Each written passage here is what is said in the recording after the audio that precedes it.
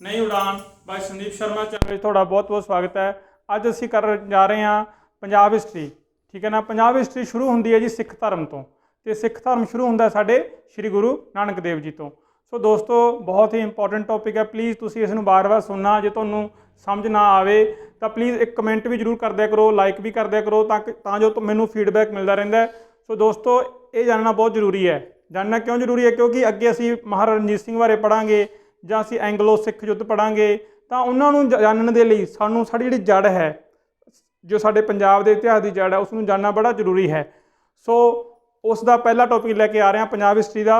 ਸੋ ਦੋਸਤੋ ਟੌਪਿਕ ਦਾ ਨਾਮ ਹੈ ਸ਼੍ਰੀ ਗੁਰੂ ਨਾਨਕ ਦੇਵ ਜੀ। ਹਾਂਜੀ, ਸ਼੍ਰੀ ਗੁਰੂ ਨਾਨਕ ਦੇਵ ਜੀ ਸਿੱਖਾਂ ਦੇ ਪਹਿਲੇ ਗੁਰੂ।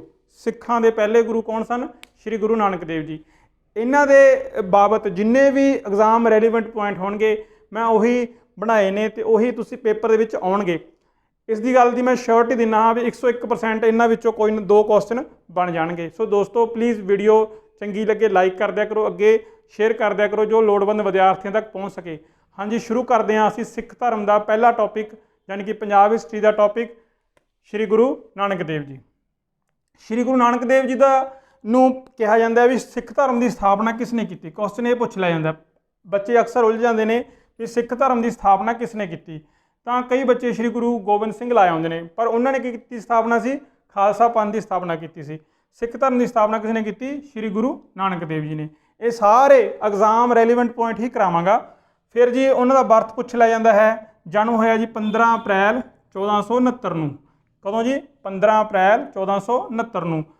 ਕਿਹੜੀ ਜਗ੍ਹਾ ਹੋਇਆ? ਬਰਥ ਪਲੇਸ ਪੁੱਛ ਲਈ ਜਾਂਦੀ ਹੈ। ਇਹ ਹੋਇਆ ਸੀ ਜੀ ਐਟ ਤਲਵੰਡੀ ਰਾਏਭੋਏ। ਰਾਏਭੋਏ ਦੀ ਤਲਵੰਡੀ ਜੋ ਕਿ ਪਾਕਿਸਤਾਨ ਦੇ ਵਿੱਚ ਹੈ, ਉੱਥੇ ਸ਼੍ਰੀ ਗੁਰੂ ਨਾਨਕ ਦੇਵ ਜੀ ਦਾ ਜਨਮ ਹੋਇਆ ਸੀ। ਅਤੇ ਹੁਣ ਉਸ ਨੂੰ ਕੀ ਕਿਹਾ ਜਾਂਦਾ ਹੈ? ਨਨਕਾਣਾ ਸਾਹਿਬ। ਕੀ ਕਿਹਾ ਜਾਂਦਾ ਜੀ? ਨਨਕਾਣਾ ਸਾਹਿਬ। ਫਿਰ ਜੀ ਉਹਦੀ ਮਾਤਾ ਜੀ ਦਾ ਨਾਮ ਪੁੱਛ ਲਿਆ ਜਾਂਦਾ ਹੈ। ਸ਼੍ਰੀ ਗੁਰੂ ਨਾਨਕ ਦੇਵ ਜੀ ਦੀ ਮਾਤਾ ਜੀ ਦਾ ਨਾਮ ਕੀ ਸੀ? ਤ੍ਰਿਪਤਾ। ਮਾਤਾ ਤ੍ਰਿਪਤਾ ਜੀ। ਮਾਤਾ ਤ੍ਰਿਪਤਾ ਜੀ ਧਾਰਮਿਕ ਵਿਚਾਰਾਂ ਵਾਲੀ ਇਸਤਰੀ ਸਨ। ਠੀਕ ਹੈ ਜੀ। ਫਿਰ ਉਹਨਾਂ ਦੇ ਫਾਦਰ ਦਾ ਨਾਮ ਪੁੱਛ ਲਿਆ ਜਾਂਦਾ ਹੈ। ਫਾਦਰ ਦਾ ਨਾਮ ਅਕਸਰ ਪੇਪਰ ਵਿੱਚ ਆ ਜਾਂਦਾ ਹੈ ਜੀ, ਤਾਂ ਉਸਦਾ ਫਾਦਰ ਦਾ ਨਾਮ ਹੈ ਜੀ ਮਹਿਤਾ ਕਾਲੂ। ਠੀਕ ਹੈ ਜੀ। ਇਹ ਪਟਵਾਰੀ ਸਨ। ਮਹਿਤਾ ਕਾਲੂ ਕੀ ਸਨ ਜੀ? ਪਟਵਾਰੀ ਸਨ। ਕਈ ਕਿਤਾਬਾਂ ਵਿੱਚ ਕਲਿਆਣ ਦਾਸ ਵੀ ਇਹਨਾਂ ਦਾ ਨਾਮ ਲਿਖਿਆ ਜਾਂਦਾ ਹੈ। ਸੋ ਜੇਕਰ ਆਪਸ਼ਨ ਦੇ ਵਿੱਚ ਕਲਿਆਣ ਦਾਸ ਆਉਂਦਾ ਹੈ ਤਾਂ ਤੁਸੀਂ ਕਲਿਆਣ ਦਾਸ 'ਤੇ ਟਿਕ ਲਾਓਗੇ, ਜੇ ਮਹਿਤਾ ਕਾਲੂ ਆਉਂਦਾ ਹੈ ਤਾਂ ਮਹਿਤਾ ਕਾਲੂ 'ਤੇ। ਠੀਕ ਹੈ ਜੀ।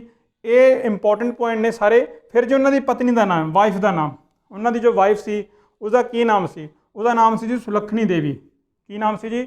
ਸੁਲੱਖਣੀ ਦੇਵੀ। ਕਿੱਥੋਂ ਦੇ ਸਨ? ਮੂਲ ਚੰਦ ਦੀ ਪੁੱਤਰੀ ਸੀ। ਕਿਸ ਦੀ ਪੁੱਤਰੀ ਸੀ? ਮੂਲ ਚੰਦ ਦੀ ਪੁੱਤਰੀ ਸੀ, ਅਤੇ ਬਟਾਲਾ ਦੇ ਰਹਿਣ ਵਾਲੇ ਸਨ। ਠੀਕ ਹੈ ਜੀ। ਮੂਲ ਚੰਦ ਦੀ ਪੁੱਤਰੀ, ਠੀਕ ਹੈ ਜੀ, ਬਟਾਲਾ ਦੇ ਰਹਿਣ ਵਾਲੇ, ਅਤੇ ਉਹਨਾਂ ਦਾ ਨਾਮ ਸੀ ਸੁਲੱਖਣੀ ਦੇਵੀ। ਫਿਰ ਉਹਨਾਂ ਦੇ 2 ਪੁੱਤਰ ਹੋਏ ਸਨ। ਕਿਹੜੇ ਹੋਏ ਜੀ? ਬਾਬਾ ਸ਼੍ਰੀ ਚੰਦ ਜੀ ਐਂਡ ਲక్ష్ਮੀ ਚੰਦ ਜੀ। ਠੀਕ ਹੈ ਜੀ। ਮੋਸਟ ਇੰਪੋਰਟੈਂਟ ਹੈ ਜੀ, ਵੈਰੀ ਇੰਪੋਰਟੈਂਟ ਹੈ ਇਹ। ਠੀਕ ਹੈ। ਸਨ ਸੀਗੇ ਜੀ ਬਾਬਾ ਸ਼੍ਰੀ ਚੰਦ ਐਂਡ ਲక్ష్ਮੀ ਚੰਦ। ਸ਼੍ਰੀ ਚੰਦ ਕੌਣ ਸੀ? ਸ਼੍ਰੀ ਚੰਦ ਜਿਨ੍ਹਾਂ ਨੇ ਉਦਾਸੀ ਮਤ ਦੀ ਸਥਾਪਨਾ ਕੀਤੀ ਸੀ। ਉਸ ਤੋਂ ਬਾਅਦ ਗਿਆਨ ਦੀ ਪ੍ਰਾਪਤੀ। ਗਿਆਨ ਦੀ ਪ੍ਰਾਪਤੀ ਪੁੱਛ ਲਈ ਜਾਂਦੀ ਹੈ। ਦੇਖੋ ਸ਼੍ਰੀ ਗੁਰੂ ਨਾਨਕ ਦੇਵ ਜੀ ਬਚਪਨ ਦੇ ਵਿੱਚ ਹੀ ਪੜ੍ਹਾਈ ਵਿੱਚ ਉਹਨਾਂ ਦਾ ਬਿਲਕੁਲ ਧਿਆਨ ਨਹੀਂ ਸੀਗਾ। ਪਿਤਾ ਜੀ ਨੇ ਉਹਨਾਂ ਨੂੰ ਕੀ ਕੀਤਾ? ਕਾਜੀ ਕੋਲ ਭੇਜਿਆ, ਮੌਲਵੀ ਕੋਲ ਭੇਜਿਆ, ਪੰਡਿਤ ਕੋਲ ਭੇਜਿਆ, ਪਰ ਉਹਨਾਂ ਦਾ ਜੋ ਪੜ੍ਹਾਈ ਵਿੱਚ ਧਿਆਨ ਨਹੀਂ ਸੀਗਾ। ਠੀਕ ਹੈ। ਸੋ ਪੜ੍ਹਾਈ ਵਿੱਚ ਧਿਆਨ ਨਾ ਹੋਣ ਕਰਕੇ ਉਹ ਪਹਿਲੇ ਦਿਨ ਤੋਂ ਹੀ, ਠੀਕ ਹੈ, ਉਹ ਆਪਣੇ ਪ੍ਰਭੂ ਦੀ ਭਗਤੀ ਵਿੱਚ ਲੀਨ ਰਹਿੰਦੇ ਸਨ, ਅਤੇ ਇਸੇ ਕਰਕੇ ਉਹਨਾਂ ਨੇ ਕੋਈ ਕੰਮ ਵੀ ਉਹ ਨਹੀਂ ਕਰ ਸਕੇ। ਜਿਵੇਂ ਉਹਨਾਂ ਨੂੰ ਚੂੜਖਾਨੇ ਮੰਡੀ ਵਿੱਚੋਂ ਕੋਈ ਸੌਦਾ ਲੈਣ ਲਈ ਪਿਤਾ ਜੀ ਨੇ 20 ਰੁਪਏ ਦਿੱਤੇ ਸੀਗੇ, ਅਤੇ ਉਹ 20 ਰੁਪਏ ਆਪਣੇ ਨਾਨਕ ਦੇਵ ਜੀ ਨੇ ਕੀ ਕੀਤਾ ਸੀ? ਉਹ ਸਾਧੂਆਂ ਨੂੰ, ਭੁੱਖਿਆਂ ਨੂੰ ਖਵਾ ਦਿੱਤਾ ਸੀ, ਅਤੇ ਉਹ ਖਾਲੀ ਹੱਥ ਵਾਪਸ ਆ ਗਏ ਸੀ। ਇਸੇ ਘਟਨਾ ਨੂੰ ਸੱਚਾ ਸੌਦਾ ਵੀ ਕਿਹਾ ਜਾਂਦਾ ਹੈ। ਸੋ ਸ਼੍ਰੀ ਗੁਰੂ ਨਾਨਕ ਦੇਵ ਦਾ ਜਨਮ ਹੀ ਲੋਕਾਂ ਨੂੰ ਜਗਾਉਣ ਵਾਸਤੇ ਹੋਇਆ ਸੀਗਾ, ਅਤੇ ਉਹਨਾਂ ਦਾ ਜੋ ਜੀਵਨ ਰਿਹਾ, ਗ੍ਰਸਤੀ ਜੀਵਨ ਰਿਹਾ, ਬੜਾ ਹੀ ਸ਼ੁੱਧ ਪਵਿੱਤਰ ਰਿਹਾ ਹੈਗਾ, ਅਤੇ ਲੋਕਾਂ ਨੂੰ ਉਹ ਹਮੇਸ਼ਾ ਅਗਿਆਨਤਾ ਦੇ ਜੋ ਹਨੇਰਾ ਹੈ, ਅਗਿਆਨਤਾ ਦਾ ਹਨੇਰਾ ਹੈ, ਉਸ ਨੂੰ ਦੂਰ ਕਰਦੇ ਹੀ ਰਹੇ ਨੇ। ਸੋ ਜੋ ਗਿਆਨ ਦੀ ਪ੍ਰਾਪਤੀ ਹੋਈ, ਗਿਆਨ ਦੀ ਪ੍ਰਾਪਤੀ ਵੈਰੀ ਇੰਪੋਰਟੈਂਟ ਹੈ ਜੀ। ਇਹ ਵੈਰੀ ਇੰਪੋਰਟੈਂਟ 1499 ਈਸਵੀ ਵਿੱਚ, 1499 ਈਸਵੀ ਵਿੱਚ ਇਹਨਾਂ ਨੂੰ ਗਿਆਨ ਦੀ ਪ੍ਰਾਪਤੀ ਹੋਈ। ਕੁਐਸਚਨ ਇਹ ਪੁੱਛ ਲਿਆ ਜਾਊਗਾ ਵੀ ਗਿਆਨ ਦੀ ਪ੍ਰਾਪਤੀ ਕਦੋਂ ਅਤੇ ਕਿੱਥੇ ਹੋਈ? ਤਾਂ ਗਿਆਨ ਦੀ ਪ੍ਰਾਪਤੀ ਵੇਈ ਨਦੀ ਦੇ ਕੰਢੇ ਸੁਲਤਾਨਪੁਰ ਲੋਧੀ ਵਿਖੇ ਹੋਈ। ਵੇਈ ਨਦੀ ਦੇ ਕੰਢੇ ਸੁਲਤਾਨਪੁਰ ਲੋਧੀ ਵਿੱਚ ਹੋਈ। ਜੋ ਸੁਲਤਾਨਪੁਰ ਲੋਧੀ ਵਿੱਚ ਜਿਹੜੀ ਜਗ੍ਹਾ ਉਹਨਾਂ ਨੂੰ ਗਿਆਨ ਦੀ ਪ੍ਰਾਪਤੀ ਹੋਈ ਸੀ, ਉਸ ਗੁਰਦੁਆਰੇ ਦਾ ਨਾਮ ਵੀ ਤੁਹਾਨੂੰ ਪੇਪਰ ਵਿੱਚ ਪੁੱਛ ਸਕਦੇ ਆ ਵੀ ਉਹ ਕਿਹੜਾ ਗੁਰਦੁਆਰਾ ਸੀ ਜਿੱਥੇ ਇਹ ਗਿਆਨ ਦੀ ਪ੍ਰਾਪਤੀ ਉਹਨਾਂ ਨੇ ਕੀਤੀ ਸੀ। ਤਾਂ ਉਹ ਗੁਰਦੁਆਰੇ ਦਾ ਕੀ ਨਾਮ ਹੈ ਜੀ? ਤਪ ਅਸਥਾਨ। ਕੀ ਨਾਮ ਹੈ ਜੀ? ਤਪ ਅਸਥਾਨ। ਸੋ ਇਹ most important most relevant point ਨੇ ਤੁਹਾਡੇ ਲਈ। ਹਾਂਜੀ, ਉਸ ਤੋਂ ਬਾਅਦ ਸ਼੍ਰੀ ਗੁਰੂ ਨਾਨਕ ਦੇਵ ਜੀ ਨੇ 4 ਉਦਾਸੀਆਂ ਵੀ ਕੀਤੀਆਂ। 4 ਉਦਾਸੀਆਂ ਵਿੱਚ ਭਾਈ ਬਾਲਾ ਜੀ, ਭਾਈ ਮਰਦਾਨਾ ਜੀ ਉਹਨਾਂ ਦੇ ਨਾਲ ਸੀ। ਉਦਾਸੀਆਂ ਦਾ ਮਤਲਬ ਇਹ ਸੀਗਾ, ਜਦੋਂ ਸ਼੍ਰੀ ਗੁਰੂ ਨਾਨਕ ਦੇਵ ਜੀ ਨੂੰ 1499 ਈਸਵੀ ਵਿੱਚ ਗਿਆਨ ਹੋ ਗਿਆ ਤਾਂ ਉਹ ਇਹ ਚਾਹੁੰਦੇ ਸਨ ਵੀ ਲੋਕਾਂ ਦੇ ਵਿੱਚ ਪਿਆਰ ਦਾ ਸੰਦੇਸ਼ ਦਿੱਤਾ ਜਾਵੇ, ਲੋਕਾਂ ਦੇ ਵਹਿਮ ਭਰਮ ਦੂਰ ਕੀਤੇ ਜਾਣ। ਤਾਂ ਉਹਨਾਂ ਨੇ 4 ਉਦਾਸੀਆਂ ਕੀਤੀਆਂ। ਉਦਾਸੀਆਂ ਨੂੰ ਮਤਲਬ ਅਸੀਂ ਇਹ ਕਹਿ ਲਓ ਯਾਤਰਾਵਾਂ, ਠੀਕ ਹੈ ਨਾ। ਉਦਾਸੀ ਦਾ ਮਤਲਬ ਤੁਹਾਨੂੰ ਪੇਪਰ ਵਿੱਚ ਪੁੱਛ ਸਕਦੇ ਆ ਵੀ ਉਦਾਸੀਆਂ ਦਾ ਕੀ ਮਤਲਬ ਹੁੰਦਾ ਹੈ, ਤਾਂ ਉਹਨਾਂ ਦਾ ਮਤਲਬ ਹੁੰਦਾ ਹੈ ਯਾਤਰਾਵਾਂ। ਤਾਂ 4 ਦਿਸ਼ਾਵਾਂ ਵਿੱਚ ਉਹਨਾਂ ਨੇ ਯਾਤਰਾਵਾਂ ਕੀਤੀਆਂ, ਲੋਕਾਂ ਨੂੰ ਸੱਚ ਦਾ ਸੰਦੇਸ਼ ਦਿੱਤਾ, ਠੀਕ ਹੈ ਜੀ। ਫਿਰ ਉਸ ਤੋਂ ਬਾਅਦ ਜੇ ਮੈਂ ਸ਼੍ਰੀ ਗੁਰੂ ਨਾਨਕ ਦੇਵ ਜੀ ਦੀ ਸਾਰੀ ਸਿਧਾਂਤਕ ਜਾਂ ਸਾਰੇ ਜੀਵਨ ਨੂੰ ਵੰਡਣਾ ਹੋਵੇ ਤਾਂ ਮੈਂ ਉਹਨਾਂ ਦੇ 3 ਜੋ ਸਿਧਾਂਤ ਨੇ, ਨਾਮ ਜਪਣਾ, ਵੰਡ ਛਕਣਾ, ਕਿਰਤ ਕਰਨਾ। ਨਾਮ ਜਪਣਾ, ਵੰਡ ਛਕਣਾ, ਕਿਰਤ ਕਰਨਾ। ਜੇਕਰ ਤਿੰਨੇ ਸਿਧਾਂਤ ਜੇ ਮੈਂ ਇਹ ਕਹਾਂ ਵੀ ਇਹ ਇੱਕ ਤਰ੍ਹਾਂ ਨਾਲ ਉਹਨਾਂ ਦਾ ਸਿਧਾਂਤ ਸੀ, ਜੀਵਨ ਫਲਸਫਾ ਸੀ, ਤਾਂ ਕੋਈ ਅਤਕਥਨੀ ਨਹੀਂ ਹੋਵੇਗੀ। ਸੋ ਉਹਨਾਂ ਨੇ 3 ਸਿਧਾਂਤ ਦਿੱਤੇ ਸੀ, ਨਾਮ ਜਪਣਾ, ਵੰਡ ਛਕਣਾ ਅਤੇ ਕਿਰਤ ਕਰਨਾ। ਦੇਖੋ ਉਹਨਾਂ ਦੇ ਸਿਧਾਂਤ, ਜੇਕਰ ਕੋਈ ਵੀ ਇਨਸਾਨ ਇੱਕ ਸਿਧਾਂਤ ਵੀ ਮੰਨ ਲਵੇ ਨਾ ਤਾਂ ਉਹਦਾ ਜੀਵਨ ਬੜਾ ਹੀ ਸੁਖਾਲਾ ਹੋ ਜਾਂਦਾ ਹੈ। ਸੋ ਸਿੱਖ ਧਰਮ ਦੇ ਵਿੱਚ ਉਹਨਾਂ ਦੀ ਜੋ ਦੇਣ ਹੈ ਕਦੇ ਵੀ ਭੁੱਲਣਯੋਗ ਨਹੀਂ ਹੈ, ਠੀਕ ਹੈ ਨਾ। ਅਤੇ ਉਹਨਾਂ ਨੇ ਲੋਕਾਂ ਨੂੰ ਹਮੇਸ਼ਾ ਹੀ ਜਗਾਉਣ ਦੀ ਕੋਸ਼ਿਸ਼ ਕੀਤੀ, ਲੋਕਾਂ ਨੂੰ ਵਹਿਮ ਭਰਮ ਭੁਲੇਖਿਆਂ 'ਚੋਂ ਦੂਰ ਕੀਤਾ। ਸੋ ਇਹ ਸੀ ਸਾਡੇ ਬਾਬਾ ਨਾਨਕ, ਠੀਕ ਹੈ ਜੀ। ਉਸ ਤੋਂ ਬਾਅਦ ਉਹਨਾਂ ਨੇ ਇੱਕ ਸਿਟੀ ਫਾਊਂਡ ਕੀਤੀ, ਫਾਊਂਡਰ ਰਿਹਾ ਸਿਟੀ ਦੇ ਉਹ। ਕਿਹੜੀ ਫਾਊਂਡ ਸਿਟੀ ਕੀਤੀ? ਕਰਤਾਰਪੁਰ। ਕਰਤਾਰਪੁਰ ਜੋ ਕਿ ਅੱਜ ਕੱਲ੍ਹ ਪਾਕਿਸਤਾਨ ਦੇ ਵਿੱਚ ਹੈ। ਕਰਤਾਰਪੁਰ 1521 ਈਸਵੀ ਵਿੱਚ, 1521 ਈਸਵੀ ਵਿੱਚ ਪੇਪਰ ਵਿੱਚ ਇਹ ਪੁੱਛ ਸਕਦੇ ਆ ਵੀ ਜਿਹੜੀ ਉਹਨਾਂ ਦੀ ਸਿਟੀ ਫਾਊਂਡ ਕੀਤੀ ਸੀ ਉਹਦਾ ਨਾਮ ਕੀ ਸੀ ਅਤੇ ਕਦੋਂ ਕੀਤੀ? ਕਰਤਾਰਪੁਰ ਸਿਟੀ ਫਾਊਂਡ ਕੀਤੀ 1521 ਦੇ ਵਿੱਚ, ਠੀਕ ਹੈ ਜੀ। ਉਸ ਤੋਂ ਬਾਅਦ ਪੇਪਰ ਸੈਟਰ ਇਹ ਵੀ ਪੁੱਛ ਲੈਂਦਾ ਹੈ ਜੀ ਵੀ ਰੂਲਰ ਕਿਹੜੇ ਕਿਹੜੇ ਸੀ। ਵੈਰੀ ਇੰਪੋਰਟੈਂਟ ਹੈ ਇਹ, ਵੈਰੀ ਇੰਪੋਰਟੈਂਟ। ਰੂਲਰ ਪੁੱਛ ਲੈਂਦੇ ਵੀ ਉਸ ਸਮੇਂ ਦੇ ਸ਼ਾਸਨ ਵੇਲੇ, ਉਸ ਸ਼੍ਰੀ ਗੁਰੂ ਨਾਨਕ ਦੇ ਵੇਲੇ ਕਿਸ ਸ਼ਾਸਕ ਦਾ ਸਮਾਂ ਸੀਗਾ। ਤਾਂ ਅਸੀਂ ਲਿਖਾਂਗੇ ਉੱਥੇ ਬਾਬਰ, ਬਹਿਲੋਲ ਲੋਧੀ, ਦੌਲਤ ਖਾਨ ਲੋਧੀ ਅਤੇ ਇਬਰਾਹਿਮ ਲੋਧੀ। ਬਾਬਰ, ਬਹਿਲੋਲ ਲੋਧੀ, ਦੌਲਤ ਖਾਨ ਲੋਧੀ ਅਤੇ ਇਬਰਾਹਿਮ ਲੋਧੀ। ਇਹ 3 ਰੂਲਰ ਉਸ ਸਮੇਂ ਸ਼੍ਰੀ ਗੁਰੂ ਨਾਨਕ ਦੇਵ ਜੀ ਵੇਲੇ ਸਨ, ਠੀਕ ਹੈ ਜੀ। ਫਿਰ ਉਹਨਾਂ ਦੀ ਜੋ ਬਾਣੀ ਹੈ, ਜਿਹੜੀ ਉਹਨਾਂ ਦੀ ਬਾਣੀ ਹੈ ਉਹ ਪੁੱਛ ਲਈ ਜਾਂਦੀ ਹੈ ਵੀ ਉਹਨਾਂ ਨੇ ਕਿਹੜੀ ਕਿਹੜੀ ਬਾਣੀ ਦੀ ਰਚਨਾ ਕੀਤੀ।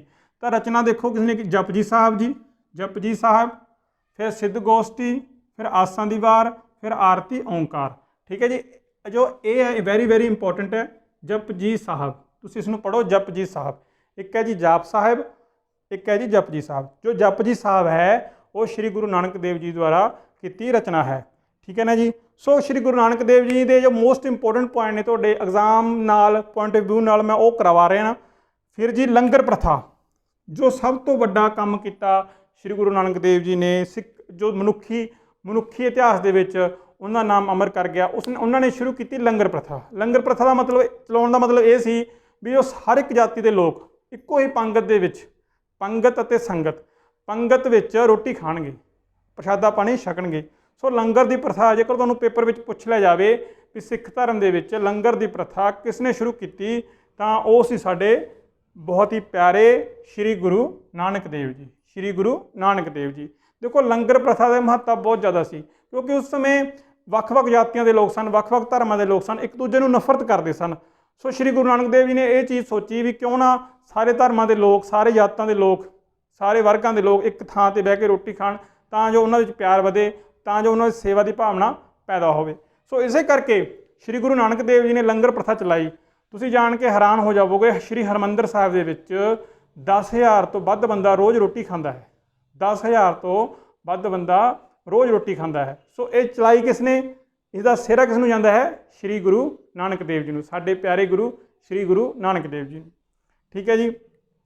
फिर है जी ज्योति जोत समाना। ज्योति जोत कदों समाए जी? 22 सितंबर 1539, 22 सितंबर 1539 नूं। ठीक है जी। तो कित्थे समाए जी? ये समाए जी जी सिटी इन्होंने फाउंड की ना करतारपुर। ज्योति जोत समाउण दी डेट याद कर लो जी, 22 सितंबर 1539, 22 सितंबर 1539। किहड़ी जगह जी? करतारपुर। ठीक है जी। सो इस तरह ये जो पॉइंट ने प्लीज़ इसनूं बार बार लिख लो, तुसीं स्क्रीनशॉट लै लो, इसनूं अपनी कापी ते नोट कर लवो, वध तो वध शेयर करो तां जो ये वीडियो हर एक लोड़वंद विद्यार्थी तक पहुँचती हो जाए। अगली वीडियो च असीं करांगे अगले वीडियो च असीं करांगे श्री गुरु अंगद देव जी। ठीक है ना जी। हाँ जी, दूसरे गुरु है श्री गुरु अंगद देव जी। ठीक है जी, श्री गुरु अंगद देव जी। ਤਾਂ ਇਹਨਾਂ ਦਾ ਜੋ ਬਰਥ ਹੈ ਉਹ ਮੈਂ ਲਿਖਿਆ ਬਰਥ 1504 ਈਸਵੀ ਵਿੱਚ, ਗੁਰਗੱਦੀ 1539 ਦੇ ਵਿੱਚ ਤੇ ਜੋਤੀ ਜੋਤ ਸਮਾਏ 1552 ਦੇ ਵਿੱਚ। ਠੀਕ ਹੈ ਜੀ, ਬਰਥ ਲਿਖਿਆ ਜੀ 1504 ਦੇ ਵਿੱਚ, ਗੁਰਗੱਦੀ 1539 ਦੇ ਵਿੱਚ ਤੇ ਜੋਤੀ ਜੋਤ ਸਮਾਏ 1552 ਦੇ ਵਿੱਚ। ਸ਼੍ਰੀ ਗੁਰੂ ਅੰਗਦ ਦੇਵ ਜੀ ਬਾਰੇ ਇਹ ਜਾਣਨਾ ਬਹੁਤ ਜ਼ਰੂਰੀ ਹੈ, ਅਕਸਰ ਪੁੱਛ ਲਿਆ ਜਾਂਦਾ ਹੈ, ਵੈਰੀ ਵੈਰੀ ਇੰਪੋਰਟੈਂਟ ਕੁਐਸਚਨ ਇਹ ਬਣ ਜਾਂਦਾ ਇਹਨਾਂ ਬਾਰੇ ਵੀ ਇਹਨਾਂ ਦਾ ਮੂਲ ਨਾਮ ਕੀ ਸੀਗਾ। ਤਾਂ ਇਹਨਾਂ ਦਾ ਮੂਲ ਨਾਮ ਸੀਗਾ ਭਾਈ ਲਹਿਣਾ ਜੀ। ਸ਼੍ਰੀ ਗੁਰੂ ਅੰਗਦ ਦੇਵ ਜੀ ਦਾ ਮੂਲ ਨਾਮ ਜਾਂ ਅਸਲੀ ਨਾਮ ਕੀ ਸੀ? ਭਾਈ ਲਹਿਣਾ ਜੀ। ਦੇਖੋ ਭਾਈ ਲਹਿਣਾ ਜੀ ਜਦੋਂ 1504 ਵਿੱਚ ਜਨਮੇ ਤਾਂ ਕਿੱਥੇ ਜਨਮੇ? 31 ਮਾਰਚ 1504 ਮੱਤੇ ਦੀ ਸਰਾਏ ਜ਼ਿਲ੍ਹਾ ਮੁਕਤਸਰ ਦੇ ਵਿੱਚ। ਠੀਕ ਹੈ ਜੀ, 31 ਮਾਰਚ 1504 ਮੱਤੇ ਦੀ ਸਰਾਏ ਜ਼ਿਲ੍ਹਾ ਮੁਕਤਸਰ ਦੇ ਵਿੱਚ। ਤੇ ਇਹਨਾਂ ਦੇ ਪਿਤਾ ਦਾ ਨਾਮ ਸੀਗਾ ਜੀ ਫੇਰੂਮਲ ਜੀ, ਸ਼੍ਰੀ ਫੇਰੂਮਲ ਜੀ। ਮਾਤਾ ਦਾ ਨਾਮ ਸਭਰਾਈ ਦੇਵੀ। ਠੀਕ ਹੈ ਜੀ, ਪਿਤਾ ਦਾ ਨਾਮ ਫੇਰੂਮਲ ਜੀ, ਮਾਤਾ ਦਾ ਨਾਮ ਸਭਰਾਈ ਦੇਵੀ। ਤੇ ਇਹਨਾਂ ਦਾ ਵਿਆਹ ਹੋਇਆ ਬੀਬੀ ਖੀਵੀ ਨਾਲ, ਬੀਬੀ ਖੀਵੀ ਨਾਲ, ਜੋ ਕਿ ਬਹੁਤ ਹੀ ਧਾਰਮਿਕ ਵਿਚਾਰਾਂ ਵਾਲੀ ਇਸਤਰੀ ਸੀ। ਤੇ ਉਸ ਤੋਂ ਬਾਅਦ ਇਹਨਾਂ ਦੇ 2 ਲੜਕੇ ਹੋਏ, 2 ਪੁੱਤਰੀਆਂ ਹੋਈਆਂ। ਬੱਚਿਆਂ ਦੇ ਨਾਮ ਲੜਕੇ ਕਿਹੜੇ ਕਿਹੜੇ ਸੀ? ਦਾਤੂ ਤੇ ਦਾਸੂ, ਦਾਤੂ ਤੇ ਦਾਸੂ। ਪੁੱਤਰੀ ਦਾ ਨਾਮ ਬੀਬੀ ਅਮਰੋ ਤੇ ਬੀਬੀ ਅਨੋਖੀ, ਵੈਰੀ ਵੈਰੀ ਇੰਪੋਰਟੈਂਟ। ਠੀਕ ਹੈ ਜੀ, ਬੱਚਿਆਂ ਦੇ ਨਾਮ ਦਾਤੂ ਤੇ ਦਾਸੂ, ਪੁੱਤਰੀਆਂ ਦੇ ਨਾਮ ਬੀਬੀ ਅਮਰੋ ਤੇ ਬੀਬੀ ਅਨੋਖੀ। ਸ਼੍ਰੀ ਗੁਰੂ ਅੰਗਦ ਦੇਵ ਜੀ ਪਹਿਲਾਂ ਸਿੱਖ ਧਰਮ ਨੂੰ ਨਹੀਂ ਮੰਨਦੇ ਸਨ, ਪਹਿਲਾਂ ਇਹ ਮਾਤਾ ਦੇ ਉਪਾਸਕ ਸਨ। ਤੇ ਹਰ ਸਾਲ ਕਿੱਥੇ ਜਾਂਦੇ ਸਨ? ਜਵਾਲਾ ਜੀ ਦੇ ਮੰਦਿਰ ਜਾਂਦੇ ਸਨ। ਤਾਂ ਜਦੋਂ ਜਵਾਲਾ ਜੀ ਦੇ ਮੰਦਿਰ ਕਿਸੇ ਦਿਨ ਜਾ ਰਹੇ ਸੀ ਤਾਂ ਉੱਥੇ ਭਾਈ ਜੋਧਾ ਸਿੰਘ ਤੋਂ ਸ਼੍ਰੀ ਗੁਰੂ ਨਾਨਕ ਦੇਵ ਜੀ ਦੀ ਬਾਣੀ ਸੁਣੀ, ਸ਼੍ਰੀ ਗੁਰੂ ਨਾਨਕ ਦੇਵ ਜੀ ਦੇ ਵਿਚਾਰ ਸੁਣੇ। ਤਾਂ ਉਹ ਉਹਨਾਂ ਦੀ ਬਾਣੀ ਤੋਂ ਇੰਨੇ ਜ਼ਿਆਦਾ ਪ੍ਰਭਾਵਿਤ ਹੋਏ ਵੀ ਉਹਨਾਂ ਨੇ ਇਹ ਮਨ ਬਣਾ ਲਿਆ ਵੀ ਉਹ ਸ਼੍ਰੀ ਗੁਰੂ ਨਾਨਕ ਦੇਵ ਜੀ ਨੂੰ ਜਾ ਕੇ ਮਿਲਣਗੇ। ਸੋ ਸ਼੍ਰੀ ਗੁਰੂ ਨਾਨਕ ਦੇਵ ਜੀ ਕੋਲ ਉਹ ਕਿੰਨੇ ਸਾਲ ਰਹੇ? 7 ਸਾਲ। ਕੁਐਸਚਨ ਵਿੱਚ ਇਹ ਵੀ ਪੁੱਛ ਲਿਆ ਜਾਂਦਾ ਹੈ ਵੀ ਸ਼੍ਰੀ ਗੁਰੂ ਅੰਗਦ ਦੇਵ ਜੀ ਸ਼੍ਰੀ ਗੁਰੂ ਨਾਨਕ ਦੇਵ ਜੀ ਕੋਲ ਕਿੰਨੇ ਸਮੇਂ ਤੱਕ ਉਹਨਾਂ ਨੇ ਸੇਵਾ ਕੀਤੀ? ਤਾਂ ਉਹਨਾਂ ਨੇ ਸੇਵਾ ਕੀਤੀ 7 ਸਾਲ। ਸ਼੍ਰੀ ਗੁਰੂ ਨਾਨਕ ਦੇਵ ਜੀ ਵੀ ਉਹਨਾਂ ਦੀ ਸੇਵਾ ਤੋਂ, ਉਹਨਾਂ ਦੀ ਨਿਮਰਤਾ ਤੋਂ ਇੰਨੇ ਪ੍ਰਭਾਵਿਤ ਹੋਏ ਤਾਂ ਉਹਨਾਂ ਨੇ ਆਪਣੇ ਸ਼੍ਰੀ ਗੁਰੂ ਅੰਗਦ ਦੇਵ ਜੀ ਨੂੰ, ਮਤਲਬ ਸਾਡੇ ਭਾਈ ਲਹਿਣਾ ਜੀ ਨੂੰ ਗੱਲ ਨਾਲ ਲਾ ਲਿਆ ਤੇ ਆਪਣਾ ਹੀ ਅੰਗ ਸਮਝਿਆ ਤੇ ਉਹਨਾਂ ਨੂੰ ਨਾਮ ਦਿੱਤਾ ਅੰਗਦ ਦੇਵ। ਦੇਖੋ ਸ਼੍ਰੀ ਗੁਰੂ ਨਾਨਕ ਦੇਵ ਜੀ ਦੇ ਵੀ 2 ਬੱਚੇ ਸਨ, ਸ਼੍ਰੀ ਚੰਦ ਤੇ ਲక్ష్ਮੀ ਚੰਦ, ਪਰ ਉਹਨਾਂ ਨੇ ਗੁਰਗੱਦੀ ਉਹਨਾਂ ਨੂੰ ਨਹੀਂ ਦਿੱਤੀ ਕਿਉਂਕਿ ਉਹਨਾਂ ਦੇ ਵਿਚਾਰ ਉਹ ਅਲੱਗ ਸਨ। ਸੋ ਗੁਰਗੱਦੀ ਦੇਣ ਦੀ ਜੋ ਰਿਵਾਜ ਚਲਾਇਆ, ਗੁਰਗੱਦੀ ਦਾ ਜੋ ਸਿਸਟਮ ਚਲਾਇਆ, ਕਿਸ ਨੇ ਚਲਾਇਆ ਸੀ? ਸਾਡੇ ਬਹੁਤ ਹੀ ਪਿਆਰੇ ਸ਼੍ਰੀ ਗੁਰੂ ਨਾਨਕ ਦੇਵ ਜੀ ਨੇ। ਸੋ ਇਸੇ ਤਰ੍ਹਾਂ ਜਿਹੜਾ ਇਨਸਾਨ ਸੇਵਾ ਕਰਦਾ ਗੁਰੂ ਦੀ, ਉਸ ਨੂੰ ਕੀ ਹੈ? ਉਹਨਾਂ ਸਤਿਕਾਰ ਪਿਆਰ ਉਹ ਗੁਰੂ ਉਹ ਦਿੰਦਾ ਹੈ। ਸੋ ਇਸੇ ਕਰਕੇ ਗੁਰੂ ਅੰਗਦ ਦੇਵ ਜੀ ਨੂੰ ਉੱਤਰਾਧਿਕਾਰੀ ਨਿਯੁਕਤ ਕੀਤਾ ਸਾਡੇ ਪਿਆਰੇ ਸ਼੍ਰੀ ਗੁਰੂ ਨਾਨਕ ਦੇਵ ਜੀ ਨੇ। ਠੀਕ ਹੈ ਨਾ ਜੀ। ਫਿਰ ਕੀ ਹੋਇਆ? ਸ਼੍ਰੀ ਗੁਰੂ ਅੰਗਦ ਦੇਵ ਜੀ ਬਹੁਤਾ ਸਮਾਂ, ਜ਼ਿੰਦਗੀ ਦਾ ਬਹੁਤਾ ਸਮਾਂ ਪੇਪਰ ਵਿੱਚ ਇਹ ਪੁੱਛ ਲਿਆ ਜਾਂਦਾ ਵੀ ਕਿਹੜੇ ਗੁਰੂ ਸਭ ਤੋਂ ਵੱਧ ਖੰਡੂਰ ਸਾਹਿਬ ਜਾਂ ਕਿਹੜੇ ਜਗ੍ਹਾ 'ਤੇ ਰਹੇ? ਤਾਂ ਉਹ ਖੰਡੂਰ ਸਾਹਿਬ ਸੀ। ਖੰਡੂਰ ਸਾਹਿਬ ਰਹਿਣ ਦਾ ਇੱਕ ਬਹੁਤ ਵੱਡਾ ਕਾਰਨ ਇਹ ਸੀਗਾ ਕਿਉਂਕਿ ਉਸ ਸਮੇਂ ਜੋ ਬਾਬਰ ਸੀਗਾ, ਬਾਬਰ ਬਹੁਤ ਅਤਿਆਚਾਰ ਕਰ ਰਿਹਾ ਸੀ। ਇਸੇ ਕਰਕੇ ਉਹਨਾਂ ਦੇ ਪਰਿਵਾਰ ਨੇ ਸੋਚਿਆ ਵੀ ਖੰਡੂਰ ਸਾਹਿਬ ਰਿਹਾ ਜਾਵੇ। ਠੀਕ ਹੈ ਜੀ। ਸੋ ਇਸ ਤਰ੍ਹਾਂ ਸ਼੍ਰੀ ਗੁਰੂ ਅੰਗਦ ਦੇਵ ਜੀ ਬਾਰੇ ਜੋ ਮੋਸਟ ਰੈਲੀਵੈਂਟ ਪੁਆਇੰਟ ਨੇ ਤੁਹਾਨੂੰ ਜਾਣਨੇ ਬਹੁਤ ਜ਼ਰੂਰੀ ਨੇ, ਉਹਨਾਂ ਦੀ ਆਪਾਂ ਗੱਲ ਕੀਤੀ ਹੈ। ਫਿਰ ਜੀ ਕੀ ਹੋਇਆ? ਇਹਨਾਂ ਦੇ ਜੋ ਪੁੱਤਰ ਹੋਏ ਦਾਤੂ ਦਾਸੂ, ਪੁੱਤਰੀਆਂ ਬੀਬੀ ਅਮਰੋ ਤੇ ਬੀਬੀ ਅਨੋਖੀ। ਫਿਰ ਇਹਨਾਂ ਨੇ ਜੋ ਇਹ ਗੁਰੂ ਬਣ ਗਏ, ਠੀਕ ਹੈ, ਗੁਰਗੱਦੀ ਮਿਲ ਗਈ ਕਿਹਨਾਂ ਤੋਂ? ਸ਼੍ਰੀ ਗੁਰੂ ਨਾਨਕ ਦੇਵ ਜੀ ਤੋਂ। ਫਿਰ ਇਹਨਾਂ ਨੇ ਸਿੱਖ ਧਰਮ ਦਾ ਵਿਕਾਸ ਬਹੁਤ ਕੀਤਾ। ਠੀਕ ਹੈ। ਜੋ ਮੋਸਟ ਇੰਪੋਰਟੈਂਟ ਪੁਆਇੰਟ ਹੈ ਜੋ ਸ਼੍ਰੀ ਗੁਰੂ ਅੰਗਦ ਦੇਵ ਜੀ ਨੂੰ ਜਾਣਿਆ ਜਾਂਦਾ ਹੈ ਉਹ ਇਹ ਸੀਗਾ ਵੀ ਉਹਨਾਂ ਨੇ ਗੁਰਮੁਖੀ ਲਿਪੀ ਦਾ ਮਿਆਰੀਕਰਨ ਕੀਤਾ। ਗੁਰਮੁਖੀ ਲਿਪੀ ਦਾ ਮਿਆਰੀਕਰਨ ਕੀਤਾ। ਮਿਆਰੀਕਰਨ ਮਤਲਬ ਕੀ ਹੈ? ਇਸ ਨੂੰ ਇੱਕ ਵਿਆਕਰਨ ਢੰਗ ਦੇ ਰੂਪ ਵਿੱਚ ਪੰਜਾਬ ਦੇ ਸਿੱਖਾਂ ਦੇ ਸਾਹਮਣੇ ਪੇਸ਼ ਕੀਤਾ। ਦੇਖੋ ਗੁਰਮੁਖੀ ਭਾਸ਼ਾ ਦਾ ਮਤਲਬ ਕੀ ਹੈ? ਗੁਰਮੁਖੀ, ਜੋ ਗੁਰੂ ਦੇ ਮੁਖ ਤੋਂ ਨਿਕਲਦੀ ਹੈ ਉਸ ਭਾਸ਼ਾ ਨੂੰ ਕੀ ਕਿਹਾ ਜਾਂਦਾ ਹੈ? ਗੁਰਮੁਖੀ। ਬੇਸ਼ੱਕ ਸ਼੍ਰੀ ਗੁਰੂ ਨਾਨਕ ਦੇਵ ਜੀ ਨੇ ਇਸ ਦਾ ਜੋ ਖੋਜ ਇਸ ਦੀ ਕਰ ਲਈ ਸੀ, ਪਰ ਇਸ ਨੂੰ ਚੰਗੇ ਢੰਗ ਨਾਲ, ਇਸ ਦਾ ਵਿਆਕਰਨਿਕ ਢੰਗ ਨਾਲ ਪੇਸ਼ ਕੀਤਾ ਕਿਸ ਨੇ? ਮਿਆਰੀਕਰਨ ਕਿਸ ਨੇ ਕੀਤਾ? ਸਾਡੇ ਸ਼੍ਰੀ ਗੁਰੂ ਅੰਗਦ ਦੇਵ ਜੀ ਨੇ। ਸੋ ਜੋ ਗੁਰਮੁਖੀ ਅੱਜ ਅਸੀਂ ਪੜ੍ਹਦੇ ਹਾਂ ਉਹ ਕਿਹਨਾਂ ਦੀ ਦੇਣ ਹੈ? ਸਾਡੇ ਬਹੁਤ ਹੀ ਪਿਆਰੇ ਗੁਰੂ ਸ਼੍ਰੀ ਗੁਰੂ ਅੰਗਦ ਦੇਵ ਜੀ ਦੀ। ਉਹਨਾਂ ਨੇ ਕੀ ਕੀਤਾ? ਗੁਰਮੁਖੀ ਲਿਪੀ ਦਾ ਬਹੁਤ ਜ਼ਿਆਦਾ ਪ੍ਰਚਾਰ ਕੀਤਾ, ਪ੍ਰਸਾਰ ਕੀਤਾ ਤਾਂ ਜੋ ਲੋਕ ਆਪਣੀ ਭਾਸ਼ਾ ਨੂੰ ਜਾਣ ਸਕਣ। ਸੋ ਉਹਨਾਂ ਨੇ ਇੱਕ ਕਿਤਾਬ ਵੀ ਲਿਖੀ ਜਿਹੜੀ ਕਿ ਬਾਲ ਬੋਧ ਹੈ। ਕਿਤਾਬ ਇਹ ਪੁੱਛ ਲਿਆ ਜਾਂਦਾ ਸੀ ਬਾਲ ਬੋਧ ਕਿਸ ਗੁਰੂ ਦੁਆਰਾ ਲਿਖਿਆ ਗਿਆ? ਵੈਰੀ ਵੈਰੀ ਇੰਪੋਰਟੈਂਟ ਹੈ ਤੁਹਾਡੇ ਸਭ ਲਈ। ਠੀਕ ਹੈ ਜੀ। ਫਿਰ ਜੀ ਉਹਨਾਂ ਦਾ ਜੋ ਮਹੱਤਵਪੂਰਨ ਕੰਮ ਹੈ, ਦੇਖੋ ਉਹਨਾਂ ਨੇ ਬਾਣੀ ਸਾਂਭੀ। ਬਾਣੀ ਸ਼੍ਰੀ ਗੁਰੂ ਨਾਨਕ ਦੇਵ ਜੀ ਉਹਨਾਂ ਨੂੰ ਆਪਣੀ ਬਾਣੀ ਸਾਂਭ ਗਏ ਤੇ ਉਹਨਾਂ ਨੇ ਬਹੁਤ ਹੀ ਆਪਣੇ ਗੁਰੂ ਦੀ ਬਾਣੀ ਨੂੰ ਸਾਂਭ ਕੇ ਰੱਖਿਆ ਤੇ ਬਾਣੀ ਗਾਹਾਂ ਗੁਰੂ ਅਮਰਦਾਸ ਨੇ ਲਈ, ਅਮਰਦਾਸ ਤੋਂ ਸ਼੍ਰੀ ਗੁਰੂ ਅਰਜਨ ਦੇਵ ਜੀ ਨੇ। ਸੋ ਇਸ ਤਰ੍ਹਾਂ ਬਾਣੀ ਦੀ ਸਾਂਭ ਸੰਭਾਲ ਕੀਤੀ, ਬਾਣੀ ਦਾ ਪ੍ਰਸਾਰ ਪ੍ਰਚਾਰ ਕੀਤਾ। ਸੰਗਤ ਪ੍ਰਥਾ ਜੋ ਚਲਾਈ ਸੀ ਸ਼੍ਰੀ ਗੁਰੂ ਨਾਨਕ ਦੇਵ ਜੀ ਨੇ, ਪੰਗਤ ਪ੍ਰਥਾ ਚਲਾਈ ਸੀ, ਉਸ ਦਾ ਵਿਕਾਸ ਕੀਤਾ। ਇੱਥੋਂ ਤੱਕ ਕਿ ਉਹਨਾਂ ਦੀ ਜੋ ਧਰਮ ਪਤਨੀ ਹੈ ਬੀਬੀ ਖੀਵੀ ਜੀ, ਹਮੇਸ਼ਾ ਯਾਦ ਰੱਖਿਓ, ਬੀਬੀ ਖੀਵੀ ਜੀ ਖੁਦ ਲੰਗਰ ਕੀ ਕਰਦੇ ਸਨ, ਵਰਤਾਉਂਦੇ ਸਨ ਅਤੇ ਬਹੁਤ ਹੀ ਸੇਵਾ ਕਰਦੇ ਸਨ। ਠੀਕ ਹੈ ਨਾ ਜੀ। ਫਿਰ ਇੱਕ ਹੋਰ ਇੰਪੋਰਟੈਂਟ ਪੁਆਇੰਟ ਹੈ ਖੰਡੂਰ ਸਾਹਿਬ ਵਿਖੇ ਮੱਲ ਅਖਾੜਾ। ਦੇਖੋ ਸ਼੍ਰੀ ਗੁਰੂ ਅੰਗਦ ਦੇਵ ਜੀ ਇਹ ਜਾਣ ਚੁੱਕੇ ਸਨ, ਜੇਕਰ ਸਿੱਖ, ਠੀਕ ਹੈ, ਜੇਕਰ ਕੋਈ ਸਿੱਖ ਮਤਲਬ ਆਪਣੇ ਸਰੀਰ ਵੱਲੋਂ ਕਮਜ਼ੋਰ ਹੋਵੇਗਾ ਤਾਂ ਉਹ ਕੀ ਹੈ, ਆਪਣੀ ਧਾਰਮਿਕ ਉન્નਤੀ ਨਹੀਂ ਕਰ ਸਕਦਾ। ਸੋ ਉਹਨਾਂ ਨੇ ਖੰਡੂਰ ਸਾਹਿਬ ਵਿਖੇ ਕਿਹੜਾ ਅਖਾੜਾ ਬਣਾਇਆ, ਮੱਲ ਅਖਾੜਾ। ਇਸ ਵਿੱਚ ਸਰੀਰਕ ਕਸਰਤ ਕੀਤੀ ਜਾਂਦੀ ਸੀ। ਇਸ ਵਿੱਚ ਕੀ ਕੀਤੀ ਜਾਂਦੀ ਸੀ, ਸਰੀਰਕ ਕਸਰਤ ਕੀਤੀ ਜਾਂਦੀ ਅਤੇ ਸਰੀਰ ਨੂੰ ਰਿਸ਼ਟ ਪੁਸ਼ਟ ਰੱਖਿਆ ਜਾਂਦਾ ਸੀ, ਜੋ ਕਿ ਤੁਹਾਡੇ ਅਧਿਆਤਮਿਕ ਜੀਵਨ ਦੇ ਵਿੱਚ ਵੀ ਬਹੁਤ ਕੰਮ ਆਉਂਦਾ ਹੈ। ਸੋ ਇਹ ਸ਼੍ਰੀ ਗੁਰੂ ਅੰਗਦ ਦੇਵ ਜੀ ਜਾਣਦੇ ਸੀ। ਹੋਰ ਵੱਡੀ ਮਹੱਤਤਾ ਸ਼੍ਰੀ ਗੁਰੂ ਅੰਗਦ ਦੇਵ ਜੀ ਜੀਵਨ ਦੀ ਕੀ ਹੈ ਜੀ, ਦੇਖੋ ਉਹਨਾਂ ਨੇ ਗੋਬਿੰਦਵਾਲ ਦੀ ਸਥਾਪਨਾ ਕੀਤੀ। ਗੋਬਿੰਦਵਾਲ ਦੀ ਸਥਾਪਨਾ ਕੀਤੀ ਕਦੋਂ, 1546 ਈਸਵੀ ਵਿੱਚ। 1546 ਈਸਵੀ ਵਿੱਚ ਗੋਬਿੰਦਵਾਲ ਦੀ ਸਥਾਪਨਾ ਸ਼੍ਰੀ ਗੁਰੂ ਅੰਗਦ ਦੇਵ ਜੀ ਨੇ ਕੀਤੀ। ਪੇਪਰ ਵਿੱਚ ਇਹ ਪੁੱਛ ਸਕਦੇ ਆ ਵੀ ਗੋਬਿੰਦਵਾਲ ਦੀ ਸਥਾਪਨਾ ਕਿਸ ਨੇ ਕੀਤੀ ਸੀ। ਫਿਰ ਜਿਹਨਾਂ ਦੇ ਸਮਕਾਲੀ ਪੁੱਛ ਲਿਆ ਜਾਂਦਾ। ਸਮਕਾਲੀ ਜੋ ਸ਼ਾਸਕ ਸੀਗਾ ਉਹ ਸੀਗਾ ਹਿਮਾਯੂ। ਦੇਖੋ ਹਿਮਾਯੂ ਨੇ ਜਦੋਂ 1540 ਈਸਵੀ ਵਿੱਚ ਦਿੱਲੀ ਨੂੰ ਜਿੱਤ ਲਿਆ ਸੀਗਾ ਤਾਂ ਉਹ ਖੁਦ ਹਿਮਾਯੂ ਆਸ਼ੀਰਵਾਦ ਲੈਣ ਆਇਆ ਕਿਹਨਾਂ ਦਾ, ਸ਼੍ਰੀ ਗੁਰੂ ਅੰਗਦ ਦੇਵ ਜੀ ਦਾ। ਹਿਮਾਯੂ ਕਿਸ ਦਾ ਆਸ਼ੀਰਵਾਦ ਲੈਣ ਆਇਆ, ਦਿੱਲੀ ਤੋਂ ਸ਼੍ਰੀ ਗੁਰੂ ਅੰਗਦ ਦੇਵ ਜੀ ਦਾ। ਸੋ ਇਹਨਾਂ ਦੀ ਜੋ ਰਚਨਾ ਉਹ ਦੇਖ ਲੈਂਦੇ ਵੀ ਇਹਨਾਂ ਨੇ ਕਿੰਨੇ ਸ਼ਲੋਕਾਂ ਦੀ ਰਚਨਾ ਕੀਤੀ। ਇਹਨਾਂ ਨੇ ਰਚਨਾ ਕੀਤੀ 63 ਸ਼ਲੋਕਾਂ ਦੀ। ਠੀਕ ਹੈ ਨਾ ਜੀ, 63 ਸ਼ਲੋਕਾਂ ਦੀ ਰਚਨਾ ਕੀਤੀ। ਸੋ ਗੁਰੂ ਅੰਗਦ ਦੇਵ ਜੀ ਨੇ ਵੀ ਆਪਣੇ ਇਹਨਾਂ ਦਾਤੂ, ਦਾਸੂ, ਬੀਬੀ ਅਮਰੋ ਤੇ ਬੀਬੀ ਅਨੋਖੀ ਨੂੰ ਉੱਤਰਾਧਿਕਾਰੀ ਨਿਯੁਕਤ ਨਹੀਂ ਕੀਤਾ, ਕਿਉਂਕਿ ਇਹਨਾਂ ਦੇ ਵਿਚਾਰ ਵੀ ਸ਼੍ਰੀ ਗੁਰੂ ਅੰਗਦ ਦੇਵ ਜੀ ਨਾਲ ਨਹੀਂ ਮਿਲਦੇ ਸਨ। ਸੋ ਇਹਨਾਂ ਦਾ ਜੋ ਡੈਥ ਹੋਈ 29 ਮਾਰਚ 1552 ਨੂੰ, ਮੌਤ ਦਾ ਸਮਾਂ ਯਾਨੀ ਕਿ ਜੋਤੀ ਜੋਤ ਜਦੋਂ ਸਮਾਏ ਇਹ 29 ਮਾਰਚ 1552 ਨੂੰ। ਸੋ ਇਹਨਾਂ ਦੇ ਜੋ ਵਿਚਾਰ ਸੀਗੇ ਆਪਣੇ ਬੱਚਿਆਂ ਨਾਲ ਨਹੀਂ ਮਿਲੇ, ਪਰ ਇਹਨਾਂ ਦੀ ਸੇਵਾ ਕੀਤੀ ਕਿਹਨਾਂ ਨੇ, ਸ਼੍ਰੀ ਗੁਰੂ ਅਮਰਦਾਸ ਜੀ ਨੇ, ਜੋ ਕਿ ਸਾਡੇ ਸਿੱਖ ਧਰਮ ਦੇ ਤੀਜੇ ਗੁਰੂ ਨੇ। ਅਸਲ ਵਿੱਚ ਜਿੰਨੇ ਵੀ ਸਾਡੇ ਗੁਰੂ ਹੋਏ ਨੇ ਉਹਨਾਂ ਨੇ ਲੋਕਾਂ ਦੀ ਅਗਿਆਨਤਾ ਨੂੰ ਦੂਰ ਕੀਤਾ, ਲੋਕਾਂ ਦੇ ਅੰਧ ਵਿਸ਼ਵਾਸਾਂ ਨੂੰ ਦੂਰ ਕੀਤਾ, ਲੋਕਾਂ ਦੇ ਜੀਵਨ ਨੂੰ ਪਵਿੱਤਰਤਾ ਲਿਆਉਣ ਲਈ, ਲੋਕਾਂ ਦਾ ਜੀਵਨ ਸੁਖਾਲਾ ਕਰਨ ਦੇ ਲਈ ਉਹਨਾਂ ਨੇ ਇਹ ਸਾਰੇ ਕੰਮ ਕੀਤੇ। ਦੇਖੋ ਗੋਬਿੰਦਵਾਲ ਦੀ ਸਥਾਪਨਾ ਕਰਨ ਦਾ ਮਹੱਤਵ ਇਹ ਸੀਗਾ ਕਿਉਂਕਿ ਉਹ ਚਾਹੁੰਦੇ ਸਨ ਵੀ ਸਿੱਖਾਂ ਦੇ ਲਈ ਇੱਕ ਵਿਸ਼ੇਸ਼ ਧਾਰਮਿਕ ਸਥਾਨ ਬਣ ਜਾਵੇ ਜਿੱਥੇ ਉਹ ਆਪਣੇ ਗੁਰੂ ਦੀ ਗੱਲ ਸੁਣ ਸਕਣ, ਆਪਣੇ ਗੁਰੂ ਦੇ ਆਦਰਸ਼ਾਂ 'ਤੇ ਚੱਲ ਸਕਣ। ਸੋ ਇਹੀ ਕਾਰਨ ਸੀਗਾ ਵੀ ਗੋਬਿੰਦਵਾਲ ਦੀ ਸਥਾਪਨਾ ਕੀਤੀ ਸ਼੍ਰੀ ਗੁਰੂ ਅੰਗਦ ਦੇਵ ਜੀ ਨੇ 1546 ਈਸਵੀ ਵਿੱਚ।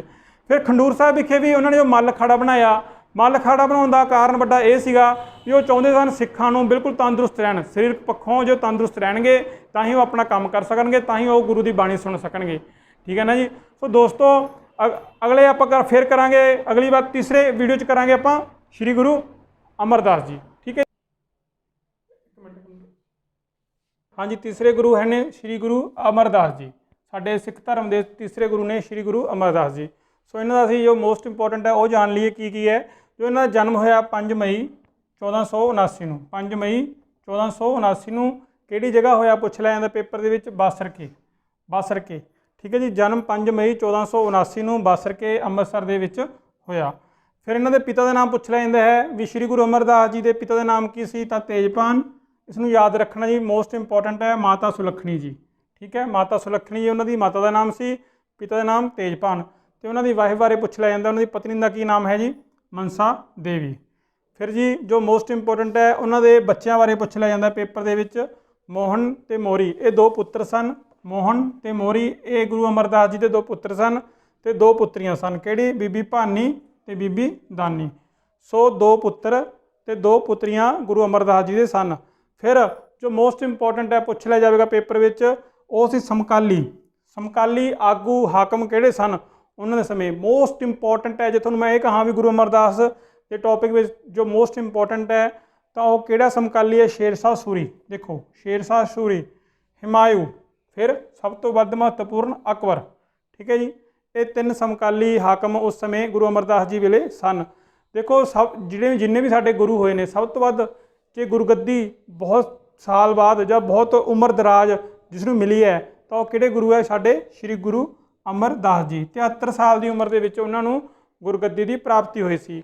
ਗੁਰੂ ਅੰਗਦ ਦੇਵ ਜੀ ਦੇ 10 ਸਾਲ ਉਹਨਾਂ ਨੇ ਸੇਵਾ ਕੀਤੀ। ਠੀਕ ਹੈ, ਨਿਸ਼ਕਾਮ ਸੇਵਾ ਕੀਤੀ। ਇਸੇ ਕਰਕੇ ਸ਼੍ਰੀ ਗੁਰੂ ਅੰਗਦ ਦੇਵ ਜੀ ਨੇ ਉਹਨਾਂ ਦੀ ਸੇਵਾ ਭਾਵਨਾ ਤੋਂ ਪ੍ਰਭਾਵਿਤ ਹੋ ਕੇ ਉਹਨਾਂ ਨੂੰ ਗੁਰਗੱਦੀ ਸੌਂਪੀ ਸੀ, ਜੋ ਸਾਡੇ ਤੀਸਰੇ ਗੁਰੂ ਸ਼੍ਰੀ ਗੁਰੂ ਅਮਰਦਾਸ ਜੀ ਨੇ।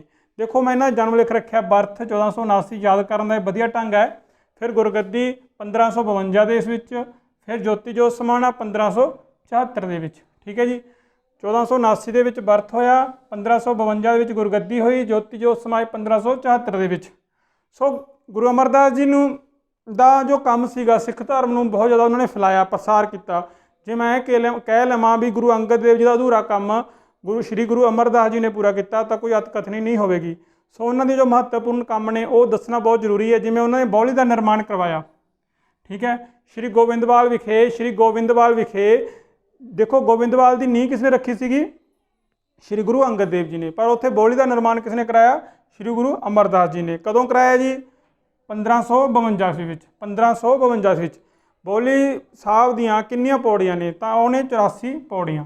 ਪੇਪਰ ਵੀ ਪੁੱਛ ਸਕਦੇ ਆ ਵੀ ਬਾਉਲੀ ਸਾਹਿਬ ਦੀਆਂ ਕਿੰਨੀਆਂ ਪੌੜੀਆਂ ਨੇ? ਉਹਨੇ 84। ਫਿਰ ਜੀ ਦੇਖੋ ਅਕਬਰ ਨਾਲ ਦੋਸਤਾਨਾ ਸੰਬੰਧ ਰਹੇ ਹੈ। ਸਾਡੇ ਤੀਸਰੇ ਗੁਰੂ ਸ਼੍ਰੀ ਗੁਰੂ ਅਮਰਦਾਸ ਜੀ ਦੇ ਅਕਬਰ ਨਾਲ ਦੋਸਤਾਨਾ ਸੰਬੰਧ ਰਹੇ ਹੈ। ਦੇਖੋ ਜਦੋਂ ਅਕਬਰ ਨੇ ਚਿਤੌੜ ਜਿੱਤਿਆ ਤਾਂ ਜੋ ਅਕਬਰ ਹੈ ਸਿੱਧਾ ਸ਼੍ਰੀ ਗੁਰੂ ਅਮਰਦਾਸ ਜੀ ਦਾ ਆਸ਼ੀਰਵਾਦ ਲੈਣ ਲਈ ਪਹੁੰਚਿਆ। तो गुरु अमरदास जी ने पहला उन्होंने कहा भी तुसीं पहला लंगर छको, ठीक है, लंगर छकण तो बाद फिर असीं तुहाडे नाल गलबात करांगे। सो अकबर उस समय तुसीं ये समझ लो भी उस समय का शासक सी, पूरे भारत का बहुत वड्डा शासक सी अकबर। सो अकबर नूं पहला उन्हां नाल लंगर छकना पिया, फिर उन्होंने तो आशीर्वाद लिया। पर उस समय की सी ना पंजाब विच काल पिया हुआ सी ते अकबर ने देखा तो गुरु अमरदास जी ने कहा भी तुसीं कुछ ना कुछ कर सकते हो तां तुसीं की करो, पंजाब के लोगों का की है मतलब कर माफ़ कर दिओ, ठीक है। तो अकबर ने श्री गुरु अमरदास जी के कहने पर पंजाब के लोगों का जो कर सीगा माफ़ कर दिता सीगा, ठीक है जी। तो इस तरह असीं ये कह सकते हैं भी किहड़े गुरु का अकबर नाल दोस्ताना संबंध रहे है, तो साडे तीसरे गुरु अमरदास जी। फिर जी उन्हों का महत्वपूर्ण काम की सीगा जो पुछ लिया जाता है मंजी प्रथा। देखो मंजी प्रथा पहला ये जान लो भी इसका उद्देश्य की सी। मंजी प्रथा का उद्देश्य एको ही सीगा भी वध तो वध सिख धर्म का प्रसार किया जाए, वध तो वध। सो उन्होंने की कीतियां 22 मंजीदार बनाए। किन्ना ने? श्री गुरु अमरदास जी ने। श्री गुरु अमरदास जी ने 22 मंजीदार बनाए जिहड़े कि लोकां तो भेटा लैंदे सन, गुरु की गल लोकां नूं दसदे सन, जां इह कह लो भी वो कड़ी सन अपने गुरु दे विच ते लोकां दे विच वो की सी एक कड़ी सन। सो 22 मंजीदार बनाए। किन्ने बनाए? श्री गुरु अमरदास जी ने। कादे वास्ते? सिख धर्म के प्रसार ते प्रचार वास्ते। उन्हां विचों तो महत्वपूर्ण गल यह है भी 2 बीबियां नूं भी मंजीदार बनाया गया सी। उन्हां दा की नाम है ये पुछ लिया जाता पेपर दे विच। एक दा नाम है माई सेवा, ठीक है, वो कित्थों दी सी? काबुल दी। फिर एक सी माई भाग भरी जो कित्थों दी सीगी? कश्मीर दी। सो औरतां नूं भी जो मंजीदार बनाया किसने बनाया? श्री गुरु अमरदास जी ने। सो मंजी प्रथा ने सिख धर्म के विकास में बहुत ज़्यादा वडमुला योगदान पाया। लोग वध तो वध सिख धर्म बारे जानन लगे। कई लोग जो होर धर्मां नाल जातां नाल संबंध रखदे सन सिख बनन लग गए सन। सो इस तरह की है सिख धर्म का विकास किया किन्हां ने? श्री गुरु अमरदास जी ने।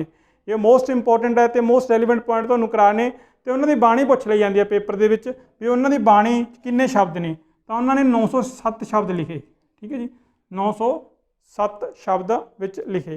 तो बाणी किन्ने रागां च? उन्होंने 7 रागां 17 रागां विच। किन्ने रागां विच? 17 रागां विच। Most important. फिर इस तो बाद होर इंपोर्टेंट है, वेरी वेरी इंपोर्टेंट है भी उन्होंने ज्योति जोत कदों समाई? वो समाई जी 1 सितंबर 1574। 1 सितंबर 1574 नूं ओह ज्योति जोत समाए। सो दोस्तों जिन्ने भी साडे गुरु होए ने ना उन्होंने सिख धर्म के विकास लिए अपना जीवन ला दिता, अपना परिवार वार दिता। उन्होंने सेवा का एक बहुत वड्डी मिसाल पैदा की। सो असीं देखते हैं जिवें साडे गुरुद्वारियां दे विच कई थाईं की हुंदा है, कीर्तन हुंदा है, सवेरे 4 बजे उठ के उन्हां दी बाणी पढ़ी जाती है ऑल वर्ल्ड दे विच, ठीक है। सो दोस्तों ये बाणी की महत्ता इस करके है क्योंकि ये लोगों के कन्नां विच पवे, लोगों को चंगा विचार मिले, चंगा व्यवहार मिले, लोगों का जीवन सौखा होवे। सो दोस्तों अगली वीडियो लैके जल्दी ही आवांगा। थोड़ा बहुत बहुत धन्यवाद। वीडियो चंगी लगे प्लीज़ लाइक कर दिओ, शेयर कर दिओ ते मेरा चैनल सबसक्राइब कर लो जेकर तुसीं नवें हो। बाकी तुसीं मेरे होर वीडियो भी देख सकते हो मेरी प्लेलिस्ट में जाके। थोड़ा बहुत बहुत धन्यवाद। Thank you.